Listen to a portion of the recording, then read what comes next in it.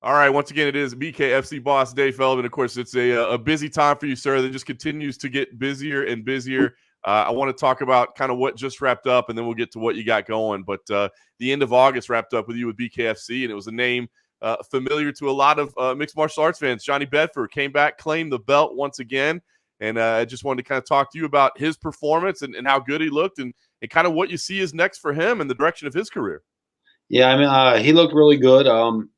He he just keeps improving. He just it's weird, man. He looks so much bigger than these 135 pounders. He almost looks like a 155 pounder, but man, he always finds a way to win. He's strong. He's the king in the 135-pound division right now. We'll see what happens with Dat in the win. Dat wants to move up in weight, but unfortunately, that might not happen right now because of his possible opponent. It looks like he's out. So we'll see what happens there. I mean, maybe we have a rematch looming. Maybe he fights Gene Herrera, who we have in one of our other cards, scored a sensational knockout. We have another 135-pound match, kind of an eliminator coming up. So with Jared Grant versus Anthony Reddick. So we'll see what happens with that too. So got a lot of really good possibilities in the 135-pound division, but it's a division that we just actually signed a bunch of guys from our last tryouts, and we really want to build that division up. That's awesome. Well, you got a great champion with Johnny, obviously just a good dude as well, and he's really finding success at BKFC. Listen, I wanted to ask you as well about Alan Belcher, man. I'll tell you what, was surprising to me when you guys first signed him. I thought, wow, I thought he was done. And then, man, you see this guy on the scale and in the ring. My Alan Belcher, man, he was looking like an absolute monster. I mean, he looked like a monster physically. He did unbelievable in there. He fought a veteran of bare knuckle and mixed martial arts. So, I don't know, the guy had 70 fights or something, Tony Lopez. He just always comes. He doesn't stop coming forward. He picked up the pace at the end of the fight, Tony Lopez did. But Alan Belcher, I mean, he looked really comfortable in there. That was the one thing that really impressed me about him. He just looked comfortable. He did things, like he stepped back and came back with a punch, did some really nice things that, he did out of just being really, really relaxed. So he looked relaxed in there. We talked a lot. There's a lot of possibilities for him right now. So, I don't even know where to start. Is it going to be Dylan Kleckler? Is it going to be the winner of this Josh Burns, Sam Shoemaker fight? Is it going to be Frank Tate? Is it going to be a fight for the championship? Who knows? But he looked really, really good, and I was impressed with Alan Belcher. Yeah, I agree, and that's why I wanted to point out to anybody that doesn't know, maybe the heavyweight champ is another UFC veteran in Joey Beltran.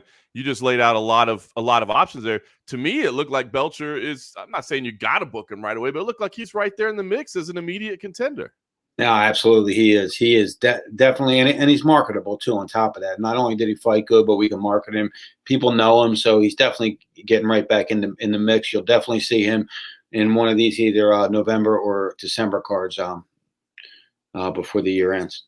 Awesome. Can't wait to see him again. Like I said, just super impressed with his debut. Let's talk about what you got coming up. September 10th. That is next Friday night, BKFC 21. First time in Nebraska, Omaha, Nebraska to be exact. And a couple of familiar names again, right? Dakota Cochran versus Mike Richmond is your main event. Talk to me about, the fight and heading to Nebraska for the first time.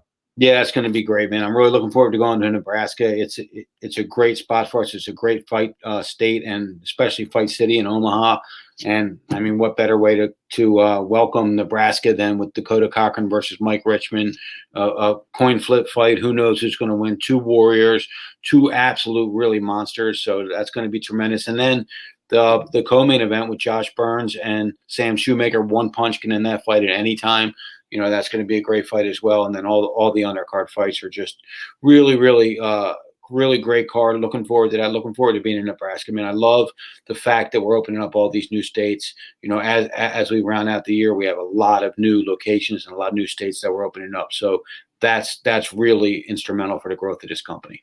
Yeah, and for anybody that's not aware, Arizona, New York, Montana, all those are going to be coming up in the next couple months. I did want to ask you, I mean, what's it like when you go to these states? I mean, is this, are you getting pushback, or is it difficult for you to get the approval to get this thing regulated, or are people open to it? What's the process like? I mean, it was really tough at the beginning, and it's getting a lot easier. And even since July, it got a lot easier because that's when they voted in the bare knuckle boxing committee with the Association of Boxing Commissioners. So that was a huge, huge step forward for the growth of the sport in regulation, and therefore is allowing these doors to definitely open a lot easier. So I suspect that that we're going to be in a lot more states in 2022, a lot more new states. But it definitely got easier. It was tough, man. I mean, like I said, to get this thing rolling back from 2011 all the way to 2018, 28 states. Some of them said no to me 2, 3, 4 times. I probably pitched 50 different times and struck out every single time until 2018. And, now we're off to the races. But it's really great that we have a great medical team and a great regulatory team with us that's helping us open up these states. And, we were lucky enough to get that bare knuckle boxing committee with the Association of Boxing Commissioners, which was just really, it's going to take us leaps and bounds. Yeah, it's great having that behind it. I think you'll definitely see. What's your pitch? I mean, what do you say to people? Because I think it's still a discussion point, right? Where people say, "Oh, this has to be dangerous. This has to be, it's bare knuckle. It's crazy." And obviously, the edginess of it is part of the marketing, but it just reminds me so much of MMA back in the day, right? Where everybody thought it was just like these people are going to die in there. So, I mean, what's your pitch to people who say this can't be safe? Yeah, I mean, your opinion. That was great for the first 2.5 years. Now we have data to back it up. You can argue opinions all day long, but you can't argue data. We have the data that states, and I won't say we're safer because I never want to say that because any combat sport, anything can happen at any time. We're no more dangerous than boxing or mixed martial arts. We have less injuries than boxing or mixed martial arts, and we're definitely no more dangerous. So therefore, now I have the data that shows you that, right? Before I went in there and I pitched it, hey, this is safer. And they would look at me like I had 3 eyes or 4 heads and like, yeah, right, bare knuckle's safer. Sure it is, buddy. Now I have the data, and that's the most important thing that I have. The great team behind us, our medical director, Dr. Don Musi, compiled the data from our first fight all the way up until our last fight, and it just states that we have less injuries in boxing or MMA. So when they say no now, it's it just really doesn't make sense. So I have a really great argument now. Look, if you're talking about the safety of your fighters, you really can't say no now. How's it progressing in terms of the safety of just the hands, which obviously is not terrible injury, life-threatening injury or anything like that. But, in the beginning, I think there was a lot of concern that we're going to see a lot more broken hands. I know that there was an education process for the fighters themselves, right, to kind of understand what you can throw, what you can't, where you can target, what you can't. Are we seeing that improve in terms of, the hands remaining safer? Absolutely. A lot of these guys at the beginning didn't want to tape their hands at all. Their mid hand or their wrist, they didn't really want to tape it, but we forced them to. And what that did is when you tape the mid hand, it's actually giving support to the metacarpal, so you don't have it like all swimming around, and that's where you get that boxer fracture. So because of that, we tighten it up here, and especially we tighten the wrist because anytime that you fight without, bare knuckle, you could just do that and break your wrist. But now that we tighten up the wrist, we haven't had any wrist injuries, knock on wood. We still to this date have about equal hand injuries that boxing or MMA do, 1 or 2 a show. Look, all our guys, not all our guys, 50% of our guys have swollen hands after the fight, but only 1 or 2 of them have a break or a fracture in their hand, or so statistics, man, statistics and data is really what's pushing this thing now. That's awesome. Well, hopefully we'll continue to see it because it's providing another option for fighters, and that's what we're looking for at the end of the day, as well as our own personal entertainment as well. But all right, let's get a couple updates from you. The big free agent signing recently, of course, Chad Mendes. A lot of people still really excited. Are we still on track for October in Arizona, and do we have an opponent lined up yet? We're probably going to move it to November 12th in Miami, only because we're having a little bit of issues with the venue there in Arizona. So we're going to move that. We have three guys on the table right now. We are picking it tomorrow. We said we were going to pick it before, but we have some issues with the venue. So tomorrow we'll have an opponent for Chad Mendes. We'll be able to announce that either tomorrow or Monday. We're definitely going to announce that one. We also have some other signings coming up. I know you may have heard that Diego Sanchez may be signing with us, may not. We're going to try to narrow that down tomorrow and narrow down his opponent if he does make his debut. We're looking at December in Albuquerque, New Mexico, which would be great. It's his hometown. We have some really great options on the table there as well. So we're just waiting to dot the I and cross the T on that, and then we can make that official. And this one, I wish I could tell you, but I can't. But I think when we announce this one next week, everybody's going to go, "Holy shit!" It's going to be a great announcement, and I can't wait to make that announcement. It's a top prospect in mixed martial arts right now that just recently became a free agent. So it's going to be great for us. Fantastic. All right, so big announcement. Stay tuned. I guess you can never talk about a deal until it's done, but talk, Diego Sanchez. I did want to ask you about him. I mean, he's openly said like he loves the idea, he welcomes the idea. So, are you getting a positive feeling that this is something that's going to happen, or does it feel like you're a long way away from agreeing on a deal? Look, John, at first I was nervous about it just because, look, when you get cut by another organization because they don't think you're fit to fight, well, it wasn't really that he wasn't fit to fight. It was that they didn't want to deal with Josh Fabia. So they cut him. They cut him, and understandably, the guy's in left field somewhere. Diego, we're going to run him through a slew of medical tests if we decide to get this done and make sure that he's fit. I think he's very fit. I actually got some footage of him training. He looks good, and we'll match him appropriately too. We're not going to match him. He's 38 years old, I think, or 39. I'm not sure exactly how old he is, in that range. We're not going to match him with some 22-year-old young lion. We're going to match him with someone that's comparable to his age and experience level that matches up properly for him.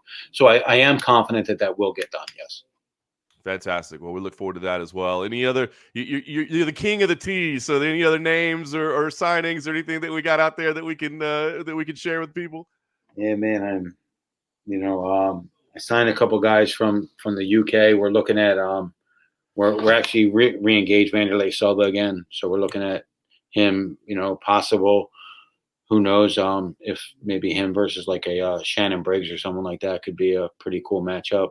Not something that we're specifically working on, but something that we're thinking about. But just some guys out there like that. Some other women fighters are coming our way. But like you said, man, I'm not trying to be a tease, but it's hard for me to say something and then it gets out there. Another organization bids for them. Right now, I'm in exclusive talks with a couple of these guys. So it's great. Look, 2021 has so far been a good year for us.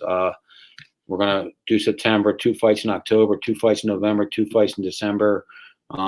Then we'll open up the year, 1 fight in January, and then 3 fights the rest of the year, 2 domestic and 1 international every single month in Moscow. And also as soon as the borders are open, we're going to go to the UK and do a monthly series there as well. And then Latin America. We could be up to 5 shows a month, but we don't want to water it down, but it'll be territory specific, so it'll work that way. Fantastic. Well, listen, big things on the horizon, big things happen. It's all coming together very quickly. So we'll let you get to it. I know you got a lot of things to tend to, but I guess give us the pitch. Always the master of the pitch, September 10th. If people haven't given BKFC a chance yet, why is September 10th the day to tune in to the BKFC for the first time? I mean, it's the most exciting, fast-paced combat sport on the planet, and you have 2 of the best bare knuckle fighters ever. Really on the planet. You got Mike Richmond battling Dakota Cochran. Arguably could be 2 of the best bare knuckle fighters in the world right now today, and they will fight in the main event. Then you have Sam Shoemaker battling Josh Burns in the co-main event. First time in Omaha, Nebraska. A 12-fight card, 10 fights on the undercard, the main event and co-main event. You can get all the information at bkfc.com. That's all the ticket information, all the app information to watch it live at bkfc.com. It's going to be just an unbelievable event. Again, if you've never watched bare knuckle before, you have to tune in to bare knuckle. It is the most ferocious, most exciting, most fast-paced combat sport on the planet today. I love it. Always a master of it. We will definitely be tuned in. And hey, if you get some of that breaking news done, get some of those contracts signed, don't be afraid to reach out. We're excited to hear about those. My man, John. Thank you, bud.